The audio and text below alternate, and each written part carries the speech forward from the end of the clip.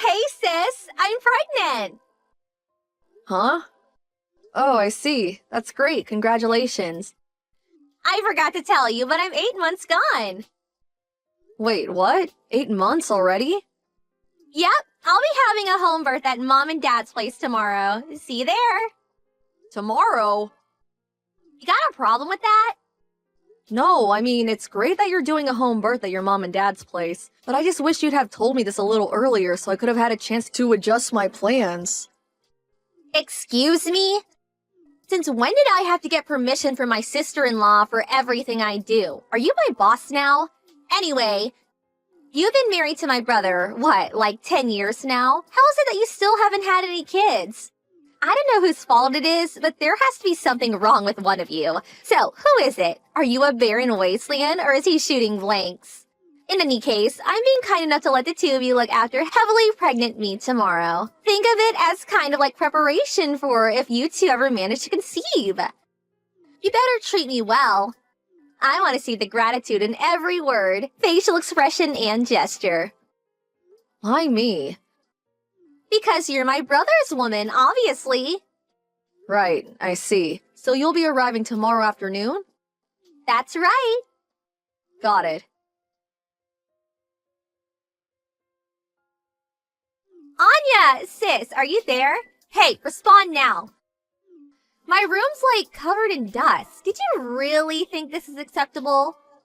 This is the room my little boy's gonna be born in, and you have the nerve to leave it in that state? Will you please get it cleaned up ASAP?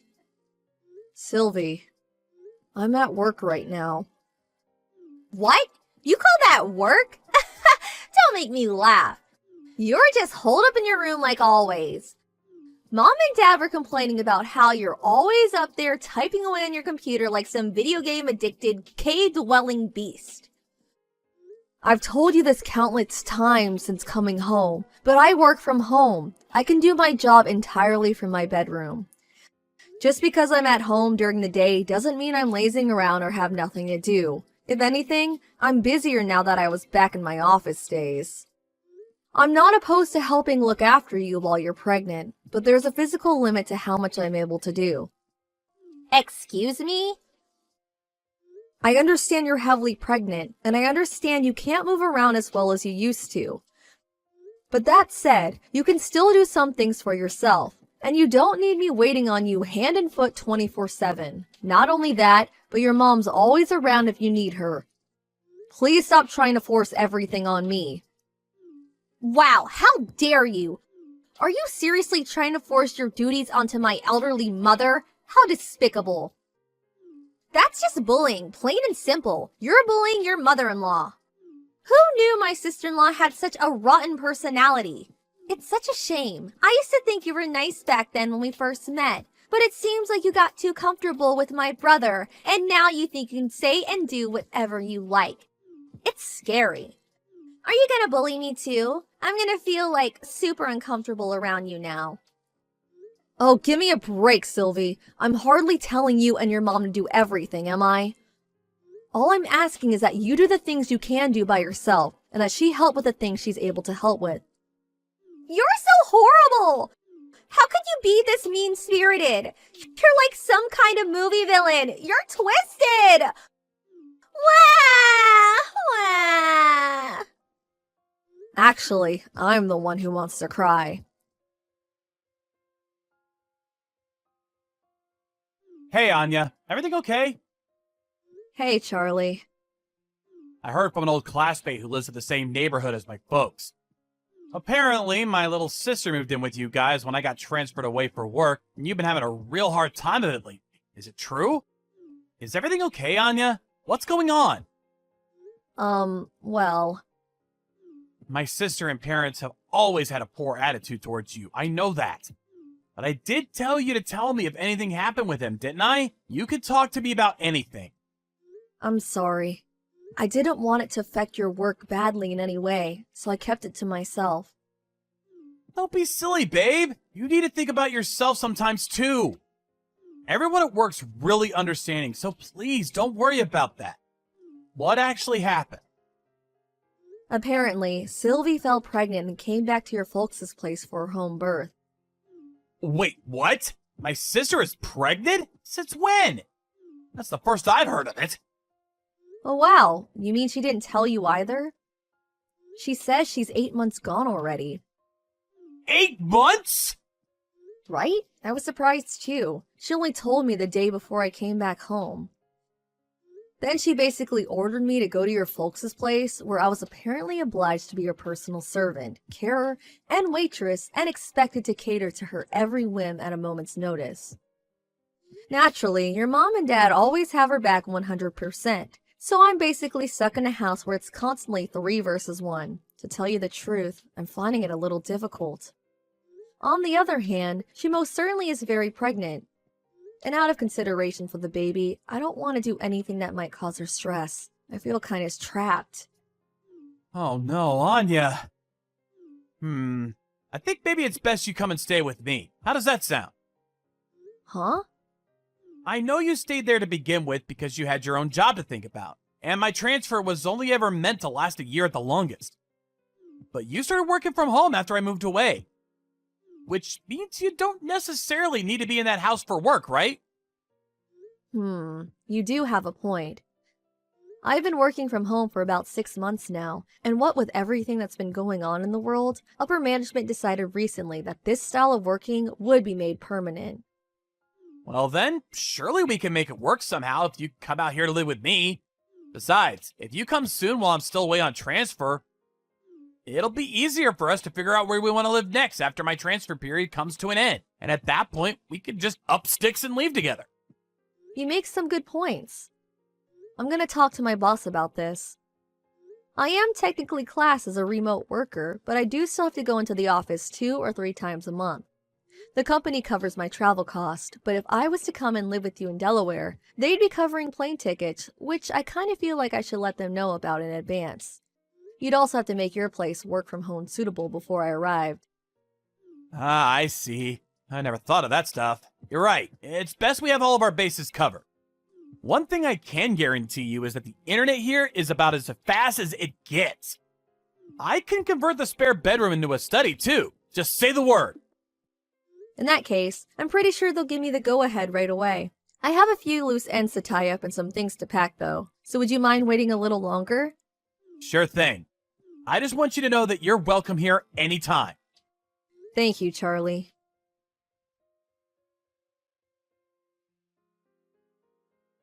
Sylvie, I made up my mind. I don't need you. You don't need me?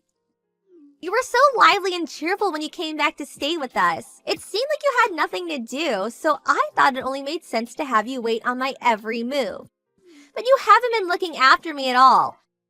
I actually feel worse off for having you around.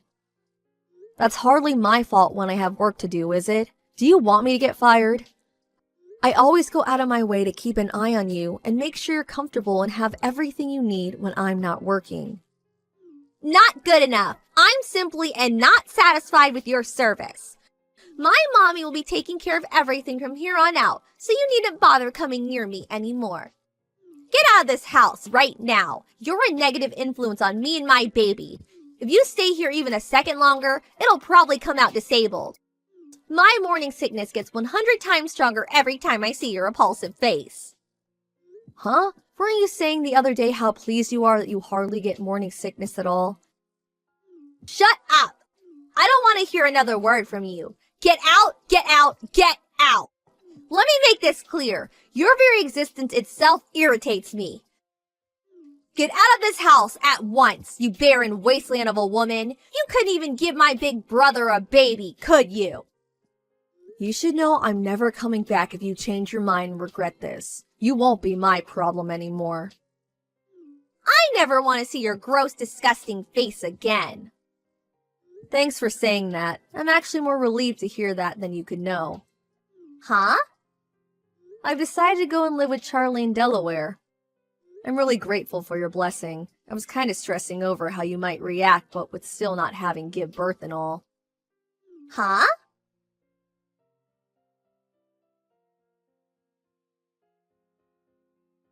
Anya? Are you on your way now? Hey, Charlie. Yeah, I'm just getting ready to board the plane. I'll lose signal, but it's not a long flight, so I should be back with you in an hour or so. Then, 3 trains later, I'll be knocking on your door. Anya, listen. I just received word that Sylvie's been rushed away in an ambulance. Wait, what? Why? Apparently, she started getting severe stomach pains after eating my mom's cooking. Your mom's cooking? Oh no. She didn't, did she? Yeah, I think she did. It's always been a rule in our household to check that the ingredients in Mom's section of the fridge aren't out of date or rotten before using them. No exceptions. It's been over 8 years since Sylvie flew the nest to go live on her own for college. And I'm guessing she totally forgot about Mom's unsanitary culinary habits. Oh my, I think you might be right. I've been cooking all of her meals since the moment she came back. Come to think of it, I don't think your mom cooked for her even once. Not only that, but you've been cooking all of our family's meals for the last 2 years. Breakfast, lunch, and dinner, without fail, every single day. Your food's not only delicious and safe to eat, but you made everything with a healthy balance of vitamins, nutrients, and minerals in mind.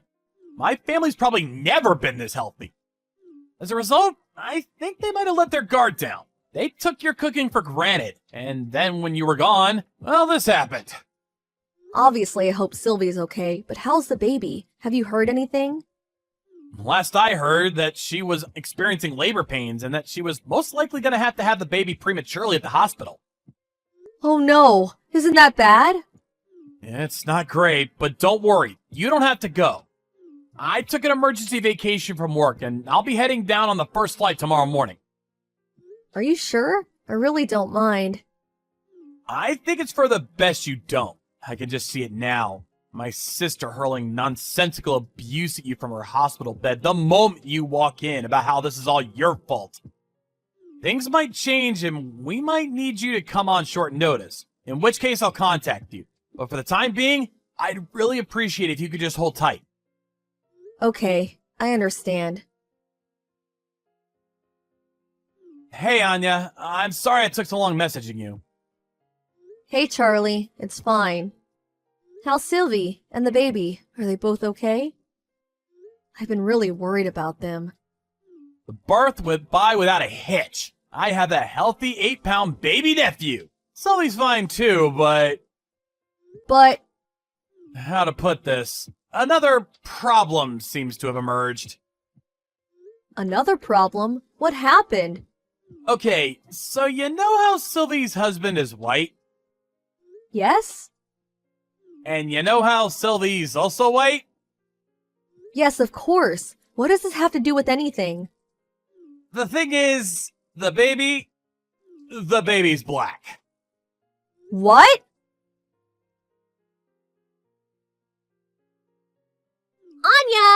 Anya! Hello? Anya? Please, will you come back? Pretty please with a cherry on top. My brother knows how to cook for himself. He'll be fine on his own. You'll be able to come back, won't you? Won't you? You should be prioritizing me and my little boy. I'm the mother of all pinches here, Anya. Please! Oh my god, how did things get this way? Hello, Sylvie. I'm glad to hear you and your son are okay. I hate to have to tell you this, but even if I was to come back, I wouldn't be able to look after you like I was doing before. Why not? Things at work started going great when I moved out to Delaware to be with Charlie. He's really understanding of my remote work situation and goes to every effort to accommodate me. We also split the housework evenly. He's such a darling. I feel lucky to have him. But I'm struggling here. How can you live with yourself being all happy and content like that when I'm out here struggling? Looking after a newborn baby is so hard, you wouldn't believe. Like, gosh, how do people even do this? Not only that, but Mom's cooking is so bad, I fear for my life every time I eat. Your mom's cooking? It seems like me getting rushed away in an ambulance wasn't enough to make her learn her lesson. Because she insists on making me her special dishes every day without so much as a glance at expiration dates or whether there's a mold on the ingredients. I had no choice but to start cooking for myself. Can you imagine if my little Tyrone ate something she concocted? Not only that, but I caught her force-feeding him honey from a bottle with "not suitable for infants" clearly written on the label. He's only supposed to be on breast milk, but she keeps trying to feed him additive-riddled grown-up food. And rotten additive-riddled grown-up food at that. That woman is dangerous. My dad lacks a spine to do anything but look the other way and pretend it isn't happening, so he's no help either. Where's your husband in all this? He divorced me. Ugh, don't ask the questions you already know the answer to. I see. So we really did end up divorcing over that, huh? Well, what about little Tyrone's real dad? What happened with him? I don't know. He disappeared. What? Forget all that. None of it matters now.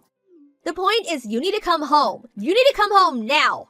My ex-husband wants nothing to do with me. My only choice now is to raise him at my parents' house while trying to avoid either of us being hospitalized again by my mom's lethal cooking. The only people who were ever capable of keeping this place in functioning order were you and my brother. Please, me and Tyrone need you. Stop your complaining and just help us already. Ugh! Nope, sorry, but I really can't do that. Why not? I'm begging you here. Have you ever seen me like this? Have you? I'm not doing it for fun, I promise you. Please, I'm desperate here. I have a question for you, Sylvie. Did you notice how unhealthy living with you made me? Huh? Not only did your mom force me to do all the housework and cooking, but when you showed up out of nowhere, so pregnant you were ready to burst and demanded I be your live-in carer going on slave. To make matters worse, none of you seemed to understand the meaning of remote work and interrupted me upwards of 20 times a day, resulting in me barely ever getting anything done. My body was sending me desperate signals to get out. Then Charlie sent me a lifeboat and invited me to live with him, so here I am, finally recovering while being reminded what it's like to live a normal life. And you suddenly demand I throw all of that away to come back and live with you guys in the madhouse? You can't blame us for that. I bet you just weren't looking after your health properly, or not scheduling properly or something. That's got nothing to do with us. Don't you dare try and blame your poor lifestyle choices on me and my family. I see. Yeah, there's no way I'm coming back. Why? Good luck with everything. Goodbye.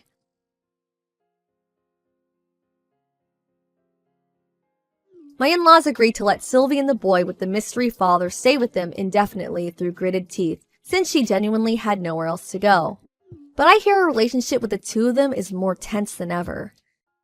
In spite of that, her mom and dad are still the only people in the world she has to rely on. But her mother, being the worst combination of slovenly and stubborn conceivable, is even worse at child rearing than she is cooking. The hostile atmosphere that fills the house day in day out as a result of mother and daughter constantly locking horns is so thick, you could cut it with a knife. Upon seeing the horrific state of things, one of Sylvie's dad friends suggested they left Tyrone in the care of a foster home run by a lovely couple he knows. Apparently, Sylvie wasn't opposed to the idea. Little Tyrone's innocent in all this, and the thought of him growing up in such an unpleasant atmosphere turns my stomach. I was relieved to hear about the plans to put him up for adoption. As for Sylvie, she owes heaps in compensation to her ex-husband, so she'll have no choice but to return to the world of work soon enough. Something tells me she won't be getting much time to rest from now on.